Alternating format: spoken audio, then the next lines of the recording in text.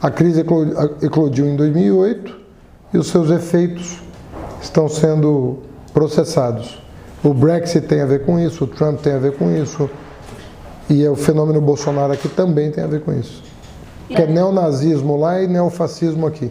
O Bolsonaro tem a vantagem de que ele, ao longo dos 28 anos como deputado, não mentiu, ele só está mentindo agora. Mas ao longo de 28 anos ele não mentiu. Ele falou que fecharia o Congresso se fosse presidente, que não deixaria o filho, não precisaria impedir o filho de casar com uma afrodescendente porque ele educou bem e o filho não ia se misturar. Há um risco para a democracia brasileira ou não há um risco para a democracia brasileira? Eu acredito que há. E qual é esse risco? De um golpe militar ou... As instituições não estão bem há 5 anos, pelo menos, né? Já não estão sólidas. E com uma figura como ele à frente do executivo, tudo pode acontecer. Inclusive ele ser expelido do sistema.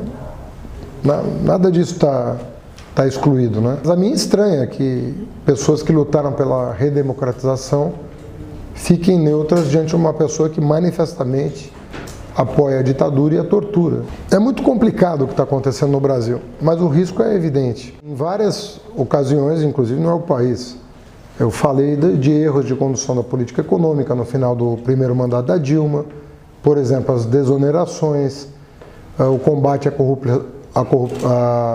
o combate à inflação pela administração de preços públicos. Eu fiz menção a isso, mas não deixei de reconhecer que depois da sua reeleição, o seu governo passou a ser sabotado. Nós devíamos ter feito a reforma política em 2003, para evitar essas frestas que foram usadas por indivíduos para se locupletar, né? Não é o partido, são pessoas que usaram para enriquecer aqui e ali, e de todos os partidos, porque essas frestas valiam para todos os partidos. Hoje a gente sabe que era muito mais sistêmico do que parecia à primeira vista.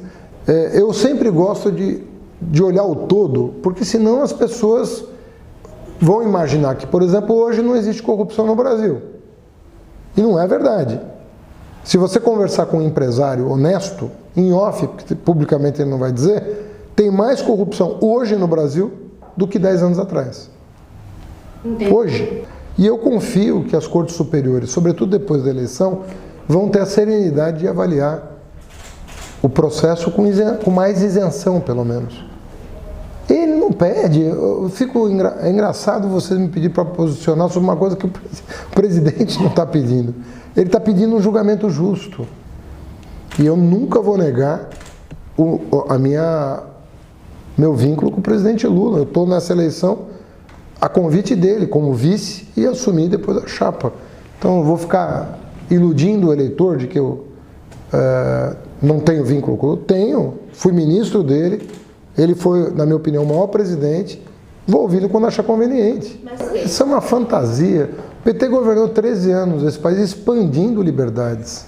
Olha só, eu estou concorrendo com um cara que não só apoiou a ditadura e o estupro em cárceres da ditadura.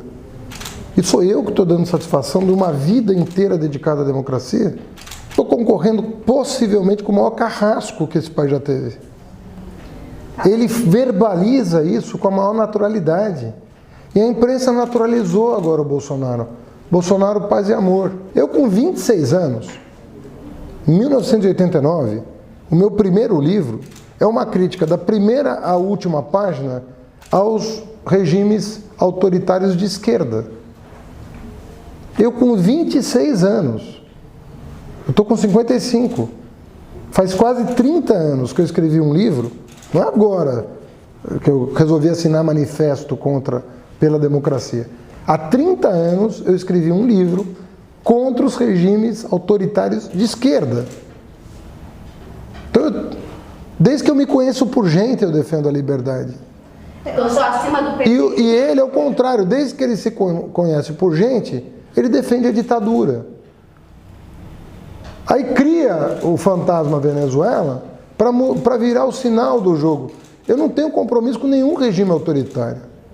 Eu mesmo gerenciei 100 bilhões de reais por ano, sem problema nenhum. E não basta o ministro ser honesto. O ministro tem que ser honesto, mas Os controles têm que funcionar, senão a corrupção acontece debaixo dele sem que ele saiba. O Bolsonaro não tem nenhuma proposta de segurança pública. Absolutamente nenhuma. Você mesmo, se eu te perguntar, você não vai saber dizer qual é. O que ele pode fazer é armar a população. Isso ele pode fazer.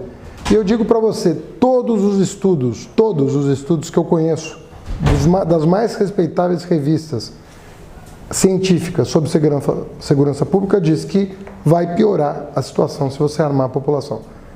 Quem tem que prestar o serviço é o Estado. Essa é a realidade. É o Estado que tem que prestar o serviço social de segurança pública. É um direito social que tem que ser prestado pelo Estado. Quem tem que estar armado é o policial bem treinado. Olha, eu saí de 4 para 42 em 30 dias. Eu não acho nada impossível a gente chegar em 50 em mais 15 dias. Eu estou há 30 dias em campanha eleitoral para a presidência da República. Então, eu acho que é possível, sobretudo, se os brasileiros tiverem a percepção que nós temos obrigação de comunicar dos riscos de eleger uma pessoa com a visão de mundo que a Marine Le Pen considerou extremista. A Marine Le Pen falou, Bolsonaro não dá.